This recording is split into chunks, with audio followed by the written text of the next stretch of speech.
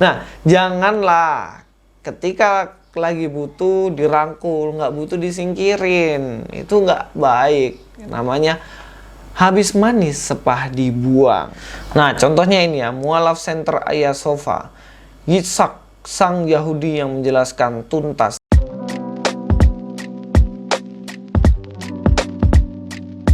Assalamualaikum, selamat datang kembali di channel ini. Kali ini saya akan membahas satu pokok pembahasan mengenai Yahudi di Indonesia, yang mana saudara-saudara kita ini dari teman-teman sebelah ini, mereka tuh seringkali memanfaatkan orang Yahudi untuk menyerang Kristen. Dan kemudian kalau sudah tidak berguna lagi, mereka disingkirin gitu aja. Dan saya rasa ini adalah sikap pragmatis yang harus dihindarkan dan dihindari ya. Karena itu tidak baik sebenarnya untuk kesejahteraan bangsa ini. Kita langsung aja bahas. Nah, contohnya ini ya, mualaf center Ayah Sofa. Yitzhak, sang Yahudi yang menjelaskan tuntas tentang apa ini? Kita lihat dulu. Yitzhak, sang Yahudi yang menjelaskan tuntas tentang plagiasi dan revisi Torah. Nah, ini dipakai untuk menyerang siapa? Pakai untuk menyerang Kristen nih. Nah, ini nih. Di-upload di channel Islam. Nah, kenapa orang ini nggak diusir aja nih dari channel ini? Kan mencemari. Contohnya kayak gitu. Lanjut lagi ya. Kayak gini. Live tak tahu malu, pendeta ini menantang Yahudi pemilik kitab aslinya. Pendeta Gabrul tak tahu malu, pendeta ngeyel kepada Yahudi, Yitzhak, Yahudi, penegak Islam. Jadi memang karakternya tuh gitu tuh. Kalau ada maunya dipakai untuk nyerang Kristen. Dan mereka itu bingung sebenarnya. Kok bisa make Yahudi yang mengatakan ini kitab aslinya untuk menyerang Kristen? Emangnya Kristen tidak berasal dari Yahudi? Ya dari sana dong. Tahu murid-murid Yesus? Petrus, Yakobus, Matius. Mereka siapa? Orang Yahudi cuy. Mereka itu orang Yahudi yang percaya kepada Yesus. Dan mereka juga berhak mengklaim bahwa kitab Taurat, kitab Tanakh itu milik mereka.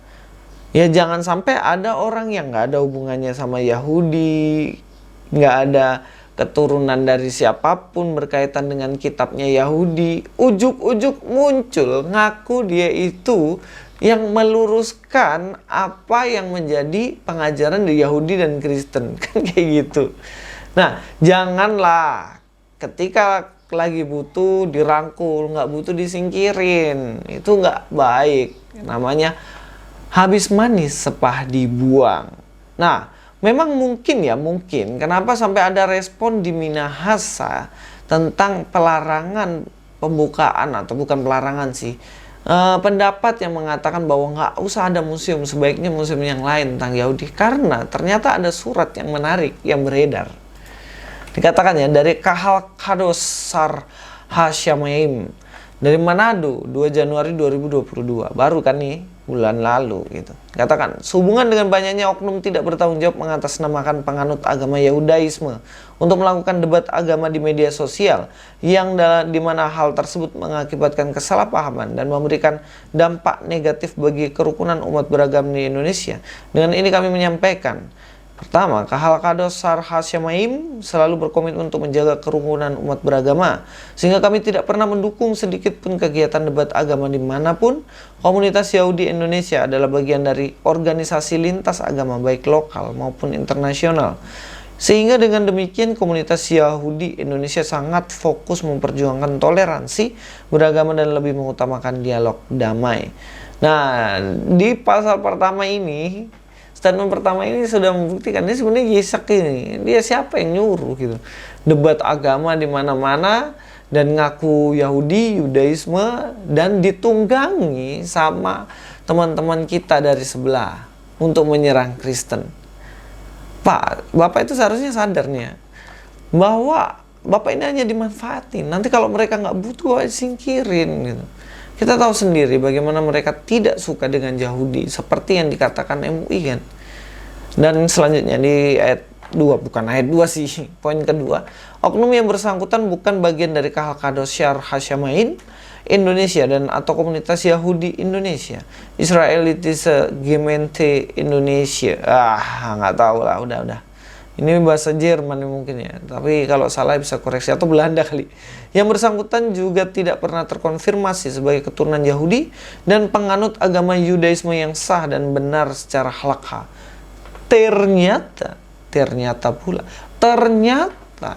selama ini yang beredar ini, yang Yahudi beredar ini, ternyata ini KW, nggak pernah terdaftar, guys. Nah, ini perlu dipertanyakan. Jangan-jangan dia mengatakan Yahudi, padahal sebenarnya ya tahu sendiri, simpulkan sendiri. Tulis kolom komentar apa jawaban kalian. Ya, sah ya di sini bahwa dia sendiri nggak diakuin. Kalau dia adalah Yahudi pasti masuk komunitas ini. Kita lanjut. Poin ketiga. Kami telah menegur oknum yang bersangkutan, namun teguran tersebut tidak ditanggapi serius dan tetap melakukan penyerangan terhadap agama lain. Sehingga dengan begitu, jika suatu waktu ada organisasi keagamaan yang merasa perlu mengambil sikap terhadap oknum yang telah disebutkan di atas, kami mendukung penuh setiap jalur yang akan diambil, termasuk jalur hukum. Hormat kami, Yakov Baruk Parnas.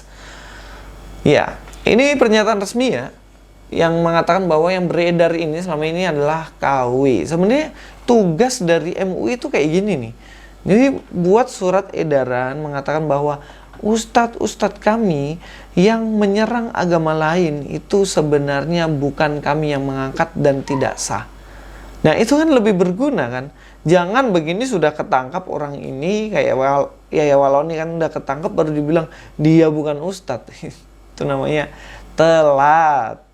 Nah, sampai sini kita melihat bagaimana ketika kita mendapat informasi, kita harus dengan jelas. Kita harus dengan jelas mengerti asal-usulnya. Kita dengan jelas mengerti apa yang menjadi jalan pikiran dan tujuannya sebenarnya apa. Jangan sampai kita ketipu. Jangan jadi orang yang mudah percaya tanpa mencari kebenarannya. Memang sering Kristen yang dituduh ya, katanya Kristen menanggalkan akal sehat, tidak mengerti kebenaran dan mudah dibohongi. Padahal dalam Kristen itu kalau ada pendeta yang salah aja kita kritiki gitu. Kita kritisi. Kenapa? Karena kita tidak boleh menanggalkan akal budi. Sebab dalam firman Tuhan dikatakan, layanilah Tuhan, kasihlah Tuhan dengan segenap apa? Akal budimu. Pikiran kita pakai untuk mengenal sungguh-sungguh kebenaran. Jangan disimpan di kulkas. Itulah kenapa kita harus cari kebenaran, nggak boleh baperan. Sampai ketemu di video selanjutnya. Luis Prasetyo di sini. God be with you all.